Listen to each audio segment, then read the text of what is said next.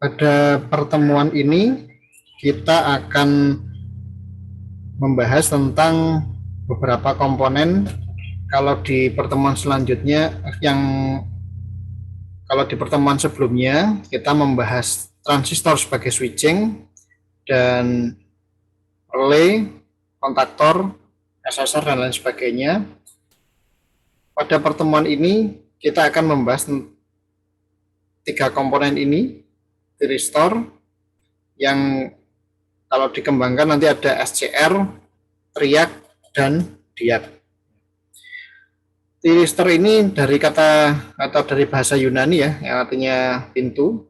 Jadi identik dengan pintu yang dapat dibuka dan ditutup. Kalau dalam elektrik berarti ini untuk melewatkan arus listrik.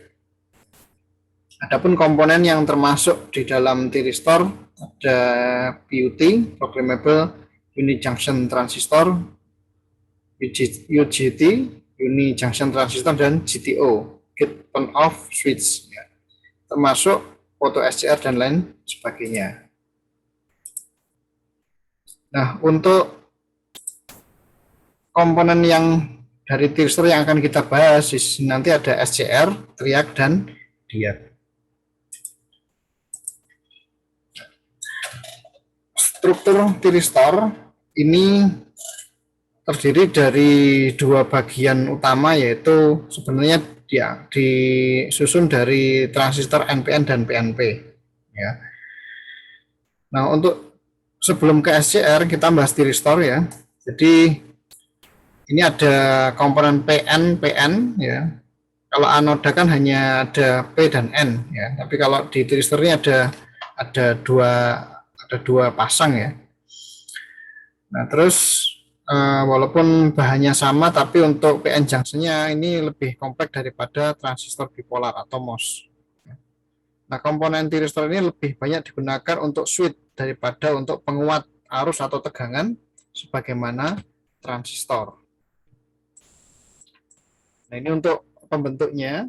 Ini ada transistor ya, yang komplement. Yang ini atau yang atas ini adalah PNP dan yang bawah adalah NPN. Yang disusun untuk basis yang PNP-nya itu dihubungkan dengan kolektor dari transistor NPN yang ada di bawahnya, begitu pula sebaliknya. Kolektornya ini dihubungkan dengan basisnya transistor NPN. Nah, apa yang terjadi? Ternyata konfigurasi ini nanti akan ada kondisi latching atau ngunci ya. Nah, nanti ketika itu sudah berjalan nanti akan berfungsi bisa sebagai saklar terbuka atau saat aktif ini menjadi saklar yang tertutup. Nah, karena penyusunnya adalah transistor yang komplementari yang dipasangkan seperti ini sehingga konstruksinya akan menjadi seperti ini. Ya, PNP, NPN.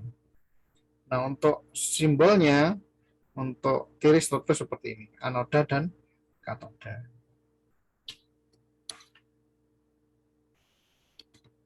Nah, untuk penjelasannya kita ingat bahwa PNP itu untuk bisa switch atau aktif ya, maka di basis ini dia harus lebih negatif daripada emitornya. Kalau NPN itu di sini harus lebih positif ya. Basisnya harus lebih positif daripada emitornya. Nah, kalau ingin kedua transistor ini aktif, maka apa syarat yang harus dipenuhi? Yang pertama ya, basis PNP ini harus mendapatkan, kalau ingin lebih negatif daripada emitornya kan harus mendapatkan ground ya. Berarti basis yang ini harus terhubung dengan emitor yang di sini. Kan ini biasanya dihubungkan dengan ground ya. Nah, kalau ini sudah terhubung berarti ini akan aktif. Nah, kalau di sini aktif transistor PNP-nya apa yang terjadi?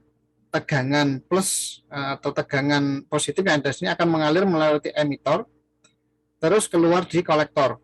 Nah, ini kan lebih positif. ya, sifatnya positif. Nah, masuk ke basisnya yang ke transistor NPN. Nah, kalau di sini positif, apa yang terjadi? Transistor ini akan aktif. Ketika ini aktif, kolektor emitter terhubung. Nah, ini akan muter terus. Ini yang akan terjadi. Sehingga akan seperti saklar yang tertutup.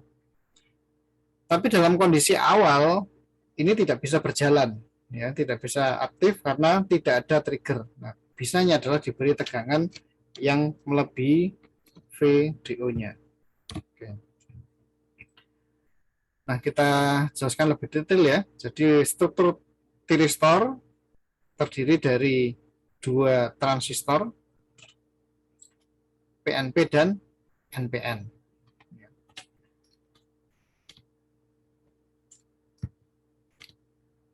Nah, ini seperti yang saya jelaskan tadi ya. Jadi ada dua transistor yaitu Q1 dan Q2 ya, yang tersambung sedemikian rupa. Ya. Jadi kolektornya Q2 ini terhubung dengan basisnya Q1. Ya. Begitu pula sebaliknya untuk basisnya Q2 ini terhubung dengan kolektor Q1. Ya. Nah, seperti kita ketahui bahwa IC sama dengan beta DC kali IB, yaitu arus kolektor adalah penguatan dari arus basis.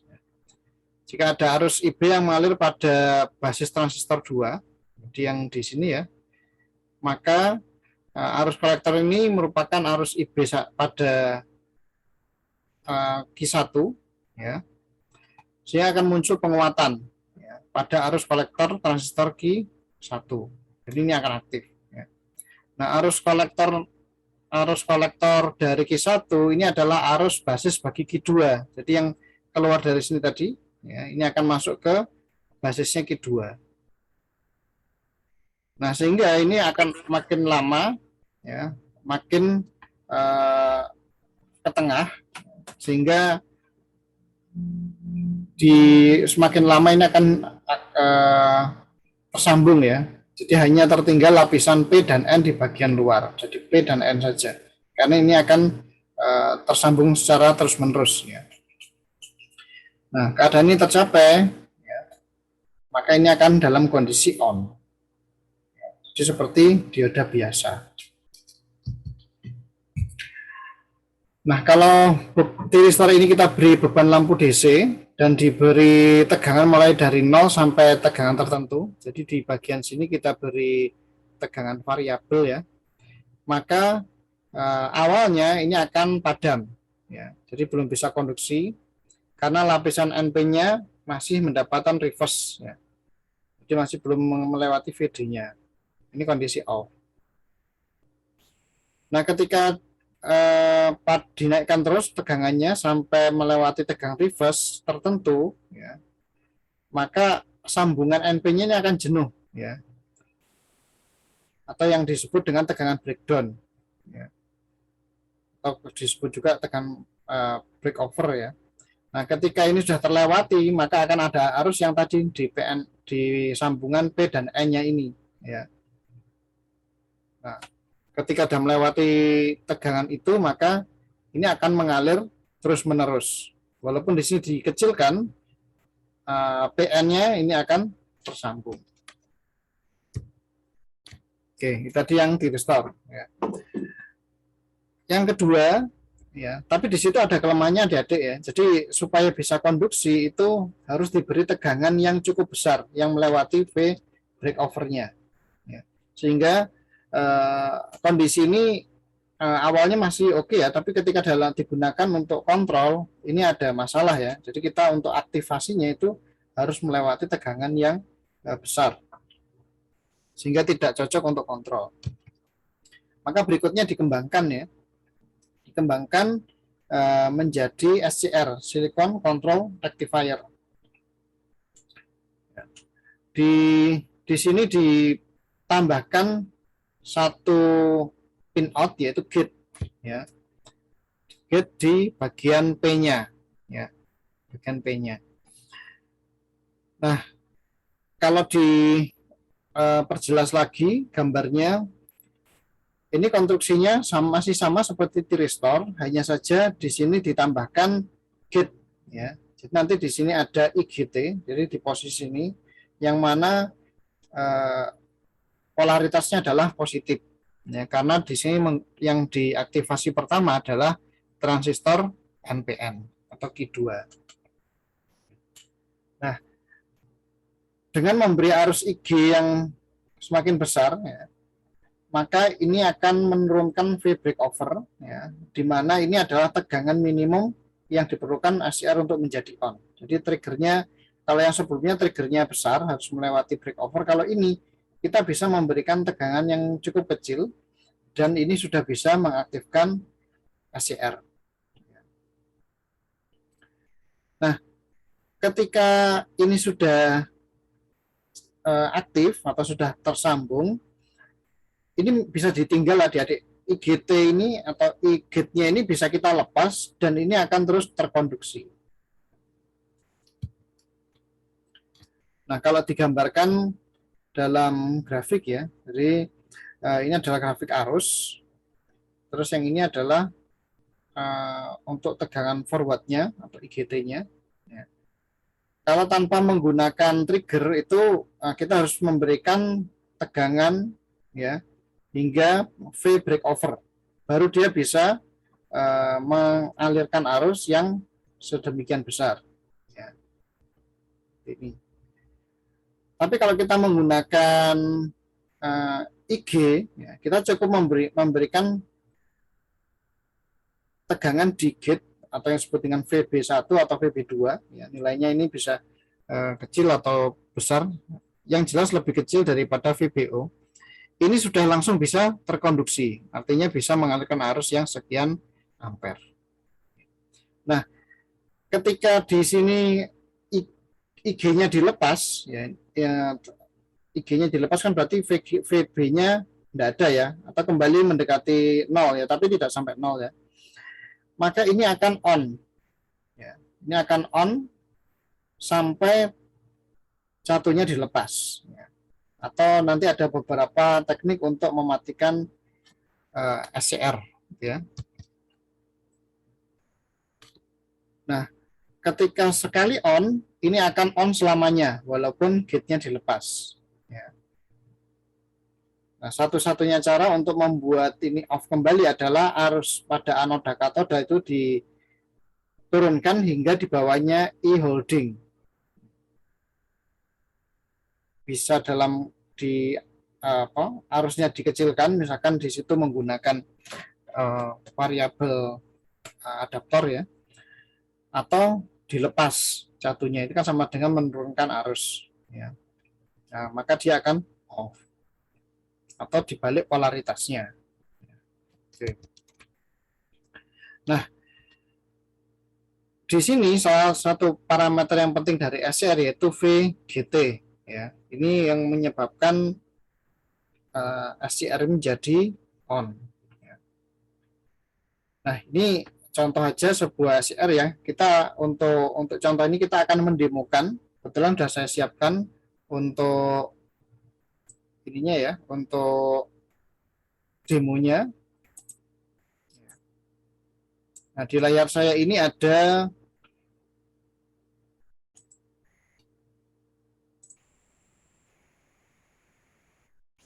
SCR, terus ada untuk bebannya, ya, untuk loadnya ini nanti kita akan menggunakan motor DC.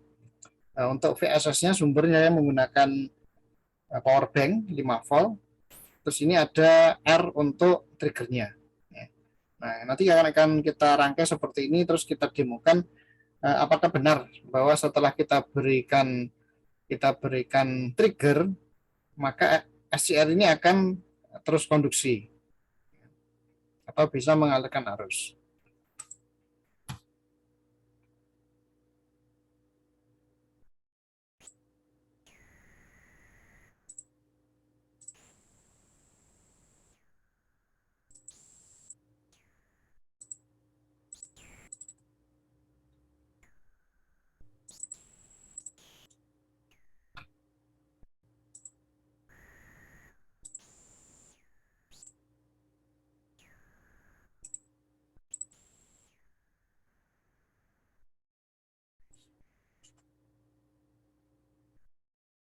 Di tempat Anda apakah bisa dilihat dengan jelas adik-adik untuk ininya rangkaiannya? Oh, sudah bisa, Pak. Ya, oke. Saya akan lepas dulu komponennya.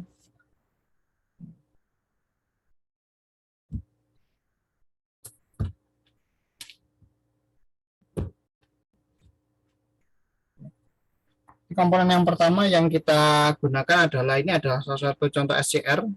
Tipenya adalah 2P4M. Oke.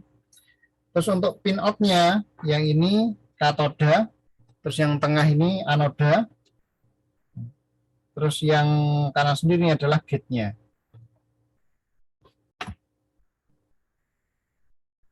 Kita bisa lihat saya akan tunjukkan dulu datasheet-nya sebentar.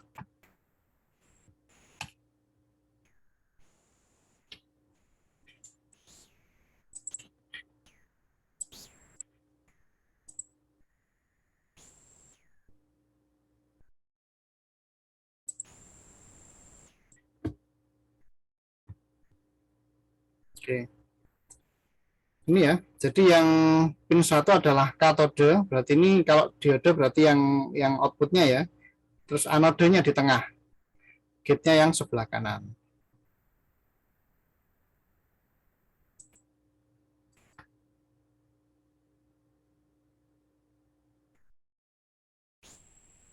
Oke, kita kembali ke sini. Untuk catur daya yang sebelah sini adalah plus, berarti ini yang masuk ke anode yang tengah. Berikutnya outputnya berarti di anode kita hubungkan dengan motor. Jadi ini ada motor DC, terus satu kakinya lagi yang ground kita hubungkan dengan jalur groundnya sebelah sini. Nah untuk triggernya yang sebelah kanan. Oke, sudah terangkai. Ini kita nyalakan. Oke. Nah, triggernya ini diberi tegangan positif ya. Saya akan demokan bahwa ternyata sebenarnya kita itu mengandung listrik ya. Oke. Di sini. Oke, nah ini udah jalan ya, padahal belum saya beri positif. Ya, ini motornya udah jalan. Oke, saya taruh aja.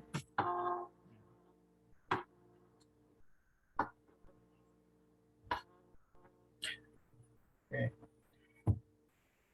Tadi cukup saya beri trigger dengan sentuhan tangan dia sudah bergerak, artinya G-nya ini diberi tegangan kecil sudah bisa konduksi. Nah, kondisi ini tidak baik adik-adik karena ini adalah noise sebenarnya ya. Noise yang bisa mengaktifkan gate dari SCR ya. Nah, untuk lebih mengamankan ini, nah ini belum saya bukan ke ground ya. Nah, lebih aman begini adik-adik ketika merancang di bagian gate-nya ya. Ini kita hubungkan ke ground sehingga kondisi awalnya adalah kita aktif low ya. Jadi terhubung atau istilahnya kita pull down ya, dihubungkan ke ground. Terus kalau ini kita beri trigger, ini tidak langsung aktif. Ya. Nah ini baru bisa aktif kalau kita beri trigger positif. Ini contohnya di sini saya beri resistor 2K2, lalu baru kita hubungkan dengan pin yang tadi. Oke, ini saya lepas kembali, motornya jalan. Ya. Nah sampai kapan Pak? Ya selama baterainya masih ada dan terkoneksi seperti ini, dia akan jalan. Ya. Nah, kalau mati, baru dia mati. Seperti ini.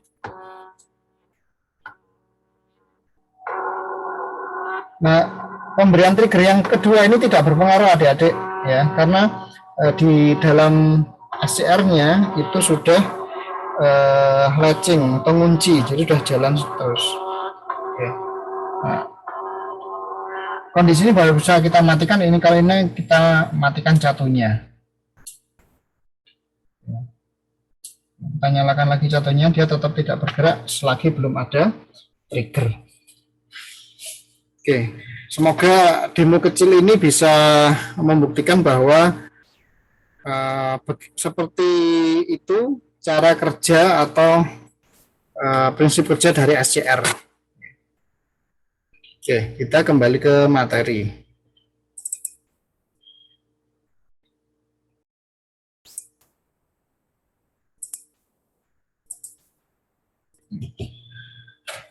Jadi yang kita lakukan tadi, ya, ini memang kondisi seperti ini secara teoritis adik-adik ya, tapi dalam prakteknya itu perlu ada tambahan komponen ya. Jadi yang kita lakukan tadi itu di bagian sini ini kita beri resistor, ya, pull down yang terhubung dengan ground.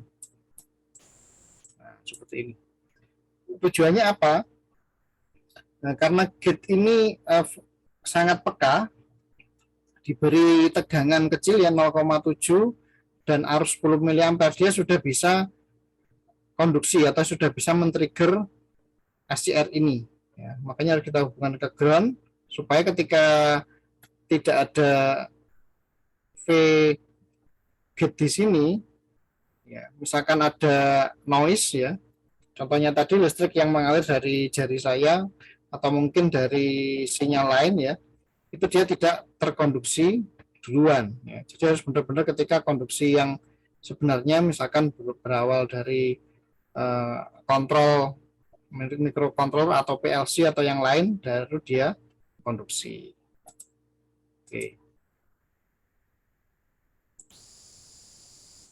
Oke, kita lanjut ya.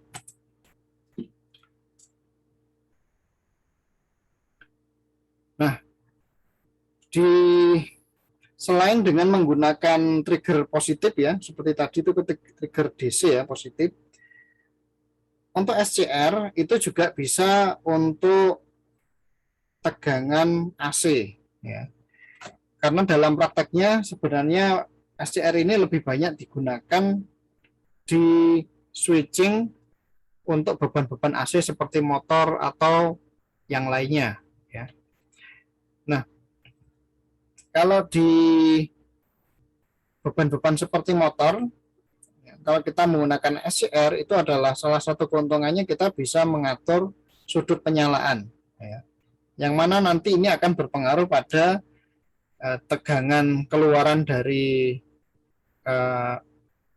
dari SCR ya, yang akan berakibat pada bisa mengatur kecepatan motor ataupun redupnya lampu atau mungkin juga heater ya, dengan cara mengatur sudut penyalaannya. Nah, rangkanya seperti ini adik-adik ya. Di sini ada kombinasi R dan C ya. Kita ingat bahwa C ini komponen yang bisa menyimpan ya atau menampung muatan, terus R ini untuk mengatur arus ya. Nah, C pada kondisi tertentu dia akan mengeluarkan atau membuang muatannya ke sini ya, kalau sudah arusnya penuh ya. Nah, dengan mengatur R-nya kita bisa mengatur pengisiannya ini ya. Nah, nanti akan berakibat pada T keberapa ini akan menyulut trigger dari SCR. Nah, nanti akan berakibat karena di sini inputnya AC ya, di bagian sini AC, maka keluarnya nanti akan mengikuti sudut penyulutannya di triggernya. Jadi kalau misalkan di trigger di sini, maka outputnya nanti mulai di sini. Ya. Nah, kalau misalkan di trigger pas tengah-tengah, maka ya yang keluar ya mulai dari puncak gelombang ini, ya, atau sebalik. Nah, kalau sebaliknya tidak bisa karena ini hanya arahnya ke sini. Ya. Oke. Nah, sebelum ke sini kita buka sebentar materi yang sudah saya share tadi ya.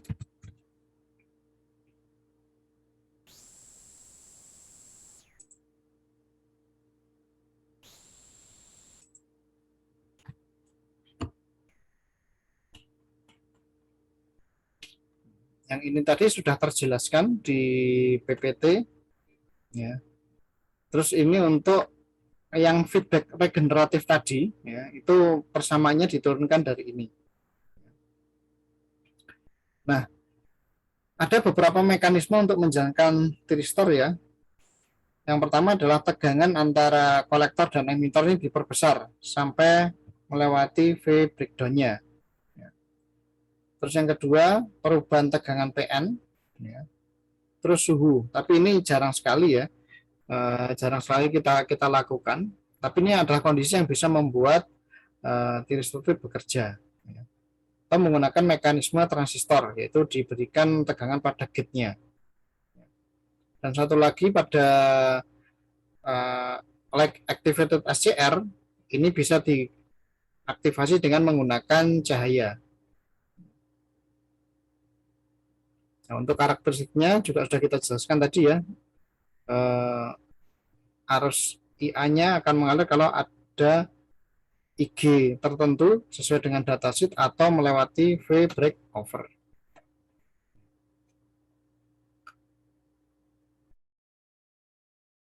Nah, salah satu contoh penggunaan itu adalah bisa digunakan untuk melindungi alat dari beban lebih. Ya. Nah, cara kerjanya bagaimana? Ya, ini sebenarnya sudah dijelaskan di sini ya. Tapi akan saya jelaskan dari gambar. Misalkan kita punya beban, ya, yang mana ini harus kita lindungi, ya, dilindungi dari misalkan ada tegangan yang berlebih yang melewati jalur ini. Ya. Ini bisa berupa motor atau mungkin loudspeaker atau apapun ya yang ingin kita lindungi jangan sampai rusak. Ya. Nah, rangkaiannya seperti ini. Ada SCR yang mana fungsinya nanti ini adalah membypass ya, membypass tegangan dari sumber jangan sampai ke beban, ini didropkan di sini, dia akan dilewatkan ke sini terus ke ground. Itu cara kerja pertamanya. Jadi supaya arus itu tidak ke beban tapi ke tiristor. Dan yang dijadikan umpan ya atau beban penggantinya adalah R3 ini. Nah, supaya mekanisme ini bisa berjalan, maka gate-nya ini harus diaktifkan ketika mendeteksi tegangan berlebih. Nah, bagaimana cara mendeteksinya? Kita ingat ada sebuah komponen yang namanya dioda Zener. Ya. Nah, dioda Zener ini ketika dipasang seperti ini, ya, posisinya reverse ya. Kalau dioda biasa kan arahnya ke kanan ya. Kalau di sini anode ke katode. Kalau ini katode ke anode. Kita ingat bahwa sifat dari Zener, ketika misalkan ditentukan dia memiliki tegangan VD-nya adalah 3 volt ya misalkan. Maka ketika ada tegangan yang melebihi 3 volt, maka itu akan di-dropkan melalui anode. Kalau dalam gambar ini berarti ketika melewati 3 volt, maka ini akan di-dropkan ke bawah. Nah, setelah kita mengetahui cara kerja dioda Zener seperti itu, maka kita bisa manfaatkan, misalkan ya, tegangan bebannya ini misalkan sebut aja 10 volt. Ya. Dia normal kalau diberi tegangan 10 volt. Nah, kalau di sini nanti mendeteksi tegangan melebihi 10 volt, ya, maka ini harus dialihkan. Berarti kita pasang Zener yang nilainya mendekati 10 volt ya, Zener 10 volt. Nah, ketika di sini ada tegangan sebut aja misalkan 11 atau 12 masuk ke jalur ini, maka dioda Zener akan mendeteksi ada tegangan yang melebihi 10 volt. Maka dia akan didropkan ke bawah ya. Akan ada tegangan dan arus yang dialirkan ke bagian anode. Berarti ini akan melewati R1 karena R1 terhubung dengan ground. Nah, karena ada arus yang di ujung R1, maka akan muncul beda tegangan di titik A dan B. Maka muncullah tegangan di sini, ya, V. Nah, tegangan di sini ini akan menjadi arus trigger, ya, karena melewati R2, jadi ada tegangan disebut aja VR1, ya, ketika melewati VR2 menjadi IG. Nah, ketika ada IG maka SCR ini akan aktif dan arus akan mengalir ke sini. Jadi nanti akan dominan dilewatkan ke sini. Nah, kondisi ini akan menyelamatkan beban ya, karena arus dipecah ya, dipecah di mana kita atur supaya dominan melewati SCR. Jadi seperti itu salah satu contoh dari penggunaan SCR. Nah, untuk yang tadi ya, untuk tegangan AC itu kita bisa kontrol ya, V outputnya ini dengan mengatur V triggernya ya. Jadi misalkan di sini tegangan PLN, terus kita trigger di T tertentu, maka outputnya nanti akan jadinya seperti ini ada ya. Setengah gelombang karena ini adalah SCR ya. Terus dia hanya akan menyala ketika sudut penyalaan atau IG-nya ini tercapai.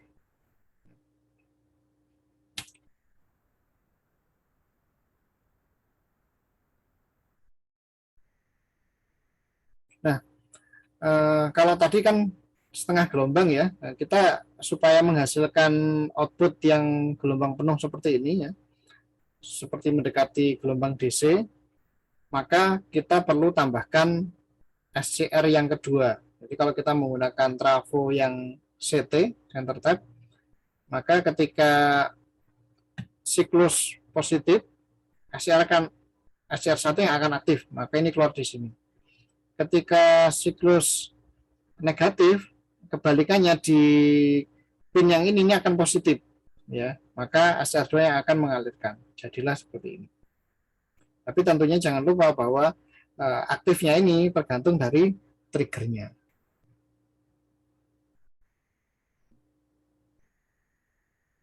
Nah, ini bisa dimanfaatkan misalkan untuk pengatur suatu beban ya.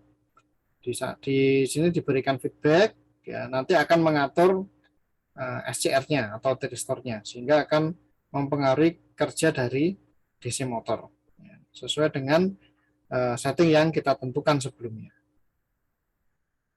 Oke, jadi yang ini tadi adalah SCR, cara kerja, dan contoh penggunaan. Berikutnya kita lanjut ya ke komponen yang berikutnya yaitu diag dan triag ya.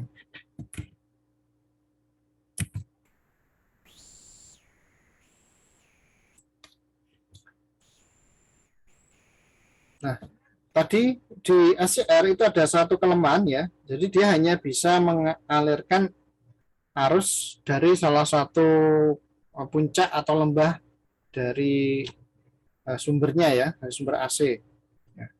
Nah, tentunya ini tidak menguntungkan ya, karena AC itu kan baik waktu puncak maupun yang lembah itu kan untuk menggerakkan beban AC ya, seperti motor dan lain sebagainya. Ya. Maka kita perlu mengembangkan lagi dari SCR menjadi komponen yang bisa mengalirkan arus AC secara sempurna. Ya. Itu puncak maupun lembah. Ya. Nah, kita ingat bahwa tegangan AC ini kan kita bisa gambarkan seperti ini ya. Kita gambarkan seperti ini 0, terus puncaknya 90, 180, 225 dan 360. Nah, ini 270 ya. Nah, di mana di sini untuk VRMS-nya ini dihitung berdasarkan kawasan waktu rata-rata ya, tegangan rata-rata ya. VT per akar 2 ya. Untuk VT-nya Vmax kali sin 2 pi FT. Nah, seperti yang di SCR tadi hanya bisa satu arah saja, maka supaya bisa dua arah ini perlu komponen lain yaitu diag. Ini sebenarnya pengembangan dari diode ya. Dimana kalau diode hanya satu arah, maka diag ini bisa dua arah. Mungkin akan muncul pertanyaan, loh Pak, terus buat apa ya? Kan AC bolak-balik ya. Terus diberi diag berarti kan ya sama aja gitu ya, bisa melewatkan dua arah. Kenapa harus ada komponen ini? Nah, nanti akan kita jelaskan ya. Yang jelas pertama kita butuh komponen yang bisa mengalirkan arus dua arah ya. Tetapi ini ada satu keunikan yang didesain ya. Arus atau tegangan yang bisa melewati diag ini harus melewati tegangan V breakover yang sudah ditentukan ya. Jadi kalau di diode kan kita ingat bahwa arus akan mengalir kalau melewati 0,7 volt ya, VD-nya baru dia bisa mengalir. Nah, dengan cara yang sama dia juga didesain seperti itu, tapi V breakover-nya lebih tinggi ya. Ada beberapa komponen itu yang di set di 37 volt, ada yang 42 dan seterusnya. Jadi tidak seperti diode yang mengalirkan arus secara langsung ya ketika melewati 0,7, lalu nanti nilainya lebih tinggi. Nah, karakteristiknya seperti ini ya. Jadi dia baru bisa mengalirkan kalau melewati V breakover. Jadi ketika sudah, misalkan ini nilainya 40 ya. Nah, setelah melewati tegangan 40, arusnya ini akan dialirkan secara sempurna. Nah, tapi lagi-lagi ada kelemahan ya. Jadi tegangan itu harus hanya bisa mengalir kalau tegangannya melewati breakover ya. Nah, berikutnya supaya bisa mengalirkan dua arah tapi bisa dikontrol kapan konduksi dan kapan tidak konduksi, maka SCR yang tadi kita bahas sebelumnya itu dikombinasikan ya. Di set arahnya berkebalikan tapi gate-nya itu dijadikan satu seperti ini. Nah, dengan konfigurasi seperti ini akhirnya tegangan AC bisa dialirkan ke dua arah dan bisa dikontrol kapan on dan kapan off. Nah, untuk triad dalamnya seperti ini, dua SCR yang saling komplement dirangkai menjadi satu, terus ada gate-nya, simbolnya seperti ini. Nah, dari konfigurasi itu akhirnya muncul karakteristik yang seperti ini ya. Jadi yang pertama dia bisa mengalir kalau diberi tegangan melewati V gate overnya atau V break overnya ya, baik yang positif maupun negatif ya, dari baik yang puncak maupun yang lembah itu bisa. Atau yang kedua diberikan tegangan gate ya, atau diberikan IG, bisa IG1 maupun IG2, artinya ini IG-nya bervariatif ya. Yang jelas harus melewati IG yang sudah ditentukan secara tertulis di datasheet-nya.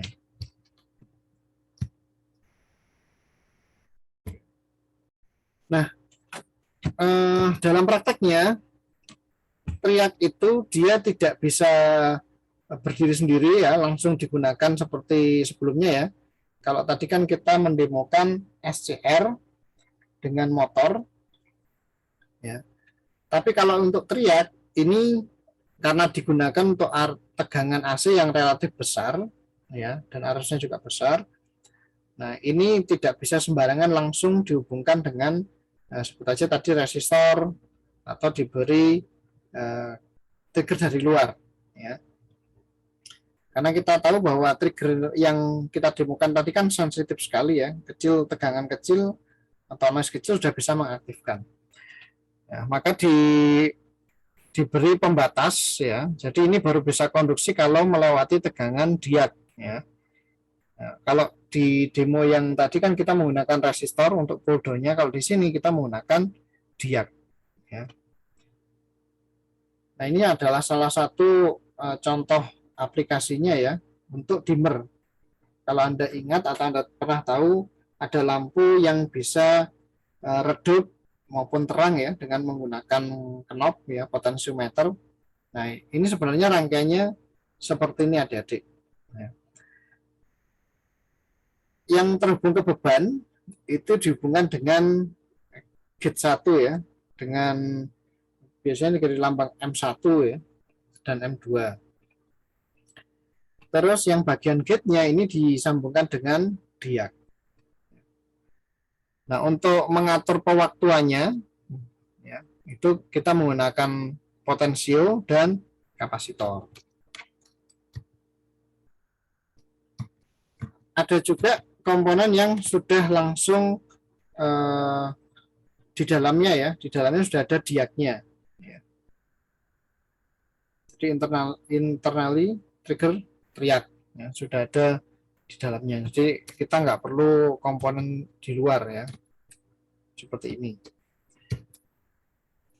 Oke. Untuk analisisnya akan saya jelaskan sambil menunjukkan gambar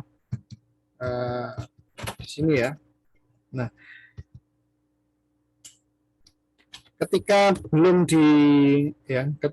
di sini untuk triggernya diberi arus yang maksimal ya, maka dia akan di-trigger ketika 0 derajat. Jadi ini adalah grafik tegangan output ya dari rangkaian yang ini ya. Jadi ini kita hubungkan ke osiloskop, terus kita lihat ya tegangan di sisi beban ya. Terus ada untuk yang channel satunya dihubungkan di bagian gate-nya, triggernya berapa tegangan dan sudut penyalaannya berapa ya. Nah, sambil kita lihat di tegangan output ya di bagian beban ini berapa tegangan yang muncul.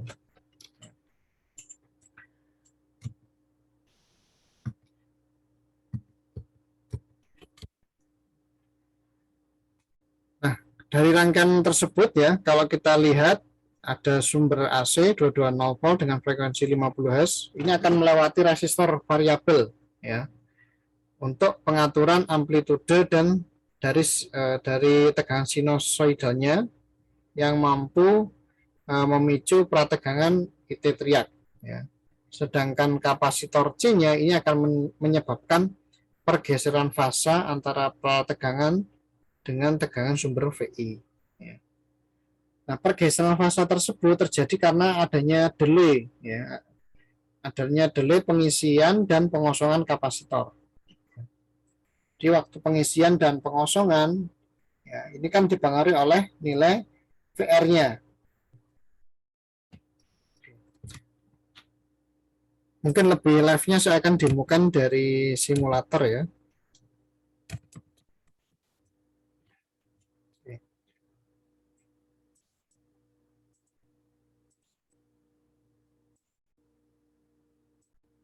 Nanti ini menjadi tugas adik-adik ya untuk pembuktian cara kerja dari triad dan diag.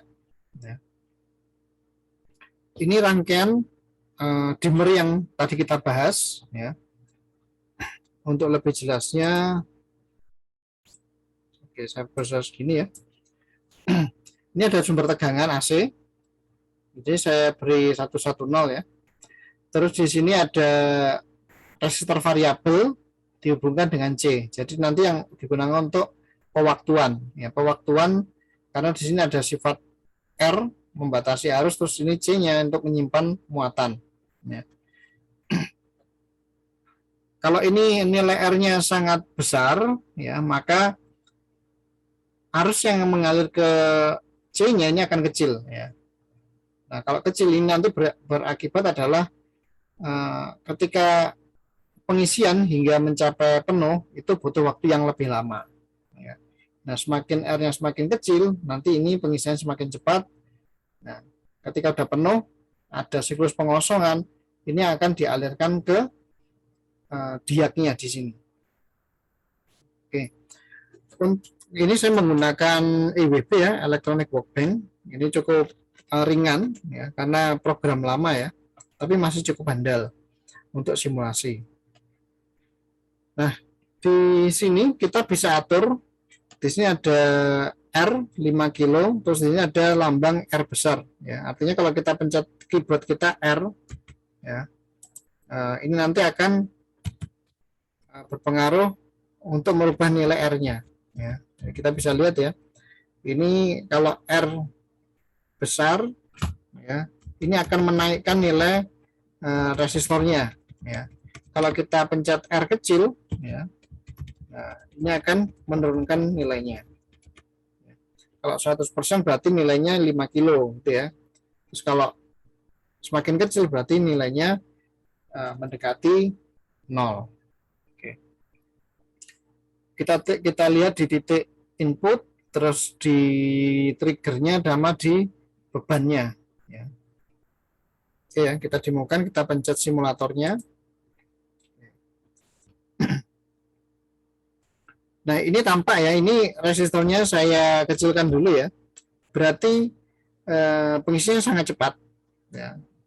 Nah, artinya ini mendekati dengan tegangan inputnya. Ya. Karena resistornya kecil kan berarti pengisian cepat. Nah, sehingga triggernya ini akan cepat juga. Nah, yang terjadi bagaimana? Kita lihat yang grafik warna merah, ya, ini adalah grafik output, berarti titik ini. Berarti tampak bahwa tegangan yang masuk ke beban ini sama dengan atau mendekati tegangan input. Nah, kita lihat ini tegangannya adalah 108,5 volt. Ini kan 110. Nah, di sini 104 ya. Karena 110 ketika resistornya kecil ini ya hampir sama ya. Oke, berikutnya kita naikkan ya. Kita naikkan nilai resistornya ya. Misalkan 25% gitu aja lah ya. Oke. Berarti kan resistornya semakin besar, arusnya mengecil dari yang sebelumnya. Nah, tampak bahwa di sini tegangannya turun sampai 33, yang ini menjadi 61. Ya. Nah, apa yang terjadi di output? Nah, kita bisa lihat di sini sudut penyalaannya tidak lagi di titik 0 tapi agak bergeser ya. Kira-kira di 45 ya. Nah, apa yang terjadi? Ya, jadi tegangan masuk ke beban itu ketika di 45 derajat, sehingga tegangan yang diterima di bagian beban itu sekitar 94. Kalau tadi 108, sekarang menurun menjadi 94. Berikutnya kita naikkan lagi, ya, misalkan 50% gitu ya. Oke. 50% berarti dia dinyalakan di sudut 90 ya. Di sudut 90 ya, maka tegangannya ya kira-kira separuhnya ya. Separuhnya. Kalau 110 berarti seharusnya di 65 ya, tapi ini kan mendekati di 72. Nah, ini terjadi karena tegangan di sini juga turun, terus di sini juga turun. Kita naikkan lagi, misalkan sampai 75 misalkan ya. Nah, ternyata ini sudah nggak bisa konduksi ya, karena sudut penyalaannya sudah mendekati 180 gitu ya. Jadi tidak bisa mengalirkan arus. Ya, semakin kita naikkan semakin turun. Nah, sekarang kalau kita turunkan kembali, ya, sudut penyalaannya akan bergeser ke kiri ya, hingga ke 0. Oke, bisa hentikan dulu. Kita kembali ke slide.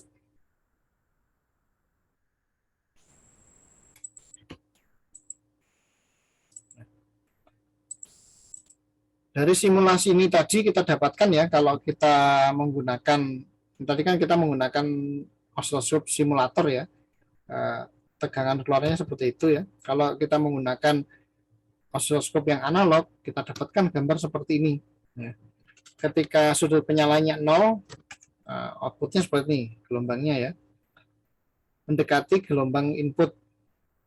Ketika 15 seperti ini, ada potongan tapi kecil sekali. Nah, ketika 30 atau 45 ini kelihatan ya. Jadi kalau ini 90, nah di sini 45. Jadi alat atau beban baru mendapatkan tegangan ketika sudah melewati sudut 45. Dan ini yang dia terima di bagian beban tegangannya. Nah, semakin besar sudutnya, ya outputnya akan tampak seperti ini ya. Ini contoh di 60, 75, 90, ya ini pas 90 pas separuh ya. 105, 120, 135 ya. Di 135 udah kecil ya. Jadi setelah melewati puncak baru dia diaktifkan SCR-nya. Nah, ini kalau kita gambarkan dalam tabel ya, kita tuliskan ya, misalkan ini contoh yang lain ya, kita menggunakan tegangan 220. Nah, saat sudut pasangnya 0, keluarnya adalah 209 ya. Saat 30 keluar 200 ya, saat 90 156. Nah, ketika kita naikkan terus sampai 180, maka gelombangnya akan rata ya, atau nol ya, karena dia tidak konduksi ya. Nah, kita tuliskan lagi di grafik, di tabel ya, akan didapatkan nilai sekian ya. Sudut pasang 95, tegangannya VRMS-nya sekian, 110 sekian ya, 130, 135. Nah, ketika 160 ya, ini tegangannya 25. Nah, ketika 165 ini sudah ordernya mili ya, milivolt. 170 ya, 175 sampai 180. Kalau di tegangan AC, tegangan order mili ini bisa diabaikan ya, karena ya sudah sangat kecil ya, sangat kecil. Nah, ini kelihatan bahwa semakin besar sudut penyalaannya, maka tegangan outputnya akan semakin kecil. Nah, kalau dalam prakteknya dimmer ini sebenarnya yang terjadi di lampu dimmer ya, semakin kita putar ke kanan ya, jadi itu akan semakin redup ya, atau biasanya dibalik ya. Kalau di potensi itu dibalik pinnya, sehingga kalau diputar ke kanan itu semakin terang, kalau diputar ke kiri semakin kecil ya. Kalau digambarkan grafik akan muncul grafik yang seperti ini. Ketika sudut penyalaannya 0, tegangannya mendekati tegangan input, terus iluminasinya atau lampunya akan terang ya, terang maksimal. Tapi semakin ke kanan ya, semakin redup karena sudut penyalaannya juga semakin besar.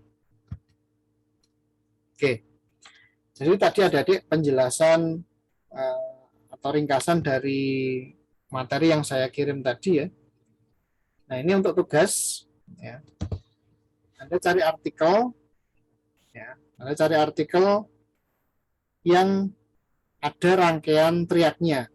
Nah, tapi ini selain dimmer ya, karena dimmer tadi sudah saya contohkan. Untuk latihan boleh ya, Anda latihan sendiri, terus Anda uji coba. Nah, tugas Anda adalah mencari artikel lain yang ada komponen teriaknya. Lalu Anda ulas di dalam MS Word dan dibuat dalam bentuk file PPT. Nah, yang kedua, ini yang penting, Anda gambar rangkaiannya di multisim dan coba disimulasikan. Ya, tentunya supaya lebih mudah, yang dimmer tadi Anda coba dulu supaya meyakinkan bahwa oh ini rangkaian simulatornya bisa. Atau kalau Anda tidak mau membebani, karena multisim cukup besar adik-adik ya, cukup besar untuk installernya. Nah, kalau saya lebih senang pakai yang ringan karena kita hanya membutuhkan untuk simulasi. Saya menggunakan EWB, Electronic Workbench. Nanti akan saya share di grup ya. Anda bisa coba-coba untuk ini ya, untuk membuat simulasi. Oke, sudah selesai ya.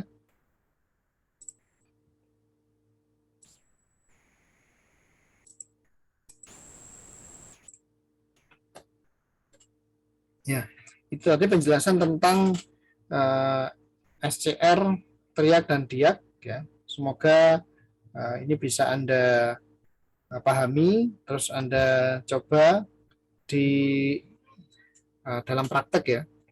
Biasanya untuk SCR ini bisa untuk kendali motor AC ya. atau menggunakan triak. Ya. Untuk pengembangan yang lain sebenarnya ada juga komponen-komponen yang digunakan untuk mengontrol ya. Nah, nanti kita mengenal power MOSFET ya, terus IGBT ya. Itu juga digunakan. Ya. Baiklah adik-adik, untuk kuliahnya sekian dulu ya. Nanti untuk yang ketinggalan Anda masih tetap bisa mengakses, nanti akan saya